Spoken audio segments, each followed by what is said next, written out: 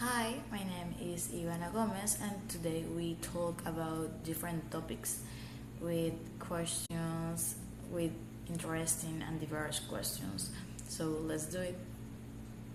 So, why do children sometimes tell lies to their parents? Is this justifiable? So, I think kids tell their parents small lies for fear of what they did. I feel like that happens when they know they did something wrong and they feel it's really bad because it's not common for them to tell lies all the time, especially because kids tend to be very honest and I don't know because they don't have filters or they don't know about it yet. However, in my personal opinion, and I say it because I have a little sister, I don't accept lies, however small or big they do. I feel that you get used to that hiding information is fine. And probably I'm proud to emphasize that I prefer to you to be honest to me to tell lies because of that I think and I feel that my sister is the cutest girl in the world, extrovert and honest, and that is the matter, is the important thing here. The next question. So, why do parents sometimes not tell the truth to their children? Is this justifiable? Um, in case where I've seen parents lie to their children, it's usually because they want to protect them from a reality that they may not yet to be prepared to meet, perhaps in their form of protecting their innocence, hopes, or children's beliefs. For example, by creating a platonic figure like Santa who walks through a chimney and brings gifts to all children who are good at Christmas. I think in this case is justifiable in a certain way, but it's all matter of opinions. In my case, that's it. In case there are pious lies. The next question to the bunch three.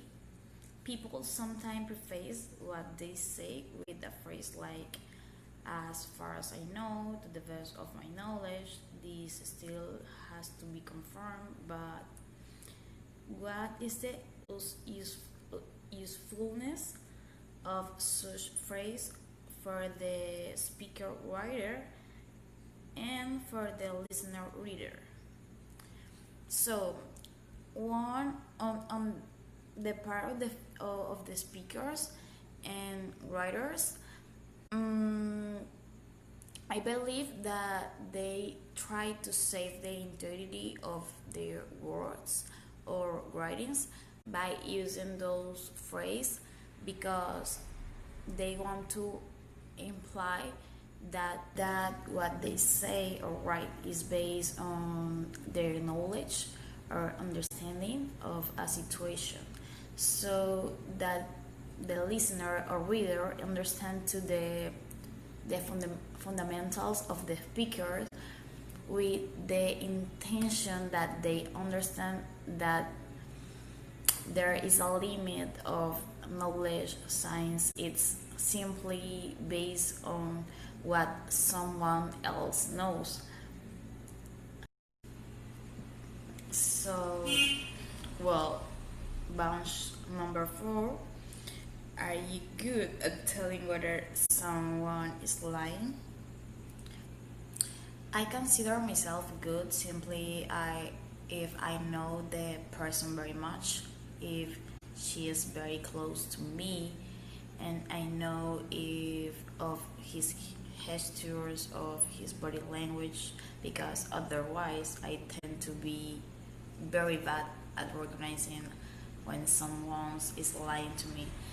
That is why I distrust a lot of the people I don't know and tend to be friendly, but knowing limits of trust with that person.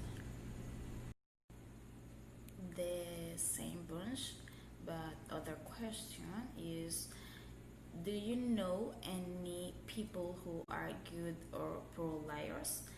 What makes them good or bad at it? Mm, this is funny because in fact one of my best friends is an innate liar. At the school, she was the one who took her face out of the classroom to get us in a good position with the principal of the school.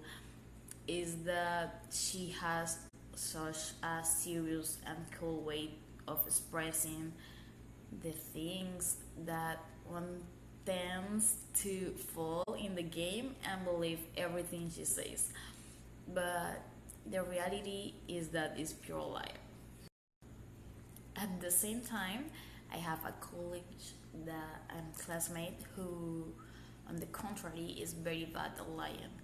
You notice in every part of her body how nervous she gets that she doesn't tell the truth, or that she hides information. It's so impossible for her that she's inadvertently ends up saying things. So we'll never tell when we'll surprise another friend for a celebration or for her or his birthday. I like this question. For the bunch number 7 says that when things go wrong, is it more important to take time to evaluate whether things could have been done differently, or is it better to move on quickly and put the problem behind you?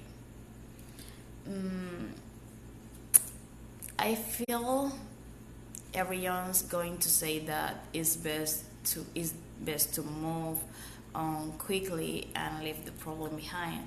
But I have to be honest, for no one's is a secret that gets to the point where we regret so much about a situation that we always thought about the possible alternative we had and choose just the one that led us to the situation where we find ourselves.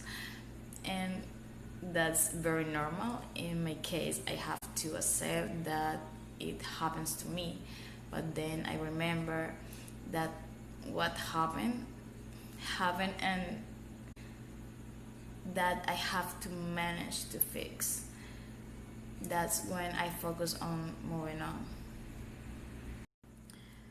On the bunch number 17, people sometimes tell anecdotes, stories, and jokes to break the ice when they meet in business situation. Do you think that this is useful, or do you prefer to get straight down to the talking about business? It's a good question. I think it's valid, but it also depends on who you are looking to negotiate with.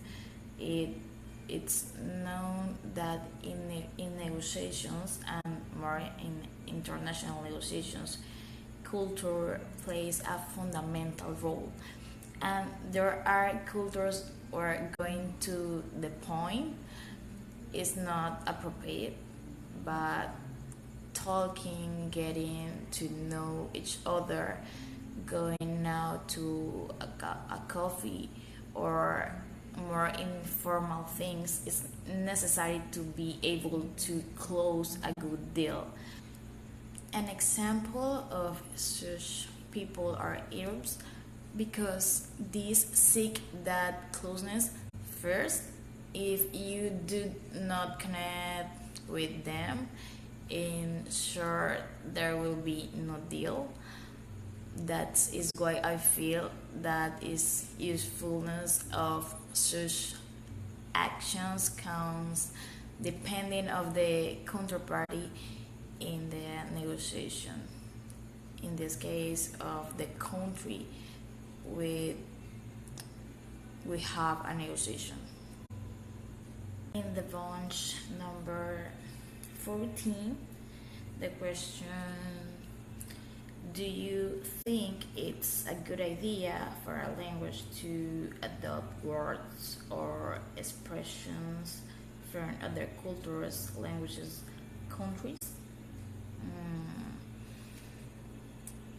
I really like the idea of an interconnected world, even if it's physically separated by continents. Adopting cultures to the point of creating a new one with the union of different cultures of all countries is amazing. I feel that this is lived a lot by people who live on borders. Type is something that must be used to because multiple information comes to them. In fact, in fact, I have always found it interesting to live on borders. So, in addition to a language adopting things from another culture, I feel that brings people closer together and makes it easier to communicate it between people from different countries. So the last one is the bunch number 18. Says, what rewards can a company offer an employee for a good work? I feel that from a simple recognition, for a good job, you can talk about rewards. For example, I have worked as a sales consultant and I feel very motivated and eager to remain a good employee when I get the credit for what I do. That is when you recognize my potential. I think healthy competition and recognition are small details that make the difference. But I also know companies where they incentivize with travels, objects, or money for the good performance of an employee.